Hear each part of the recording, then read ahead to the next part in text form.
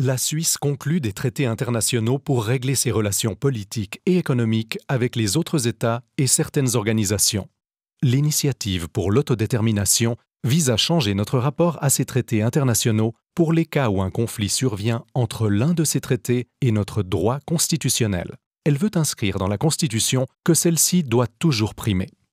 Le Conseil fédéral et le Parlement rejettent l'initiative car elle menace des traités importants et nuit à notre économie. De quoi s'agit-il en détail? La Suisse conclut des traités internationaux pour garantir ses propres intérêts. Nombre de ces traités sont essentiels pour nos relations commerciales, pour la sécurité, pour la formation et la recherche, ou encore pour la protection des droits de l'homme.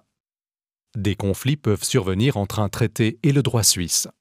Un conflit peut apparaître par exemple lorsque le peuple accepte une initiative dont certains points ne sont pas compatibles avec un traité en vigueur. Jusqu'à présent, la Suisse a toujours trouvé elle-même des solutions, le plus souvent au moyen d'une adaptation de la loi.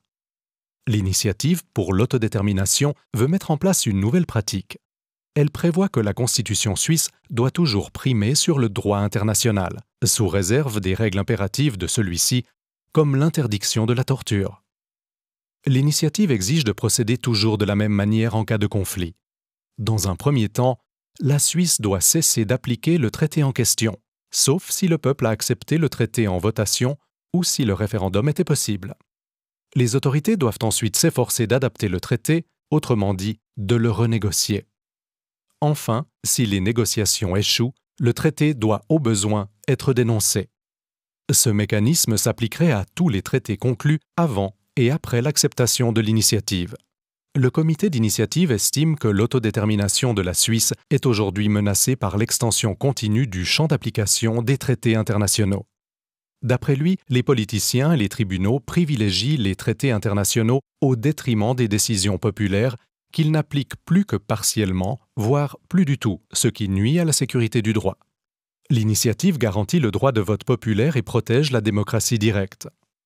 L'initiative pour l'autodétermination clarifie les rapports entre la Constitution et le droit international et renforce la sécurité du droit, car en cas de conflit, la Constitution devrait toujours primer.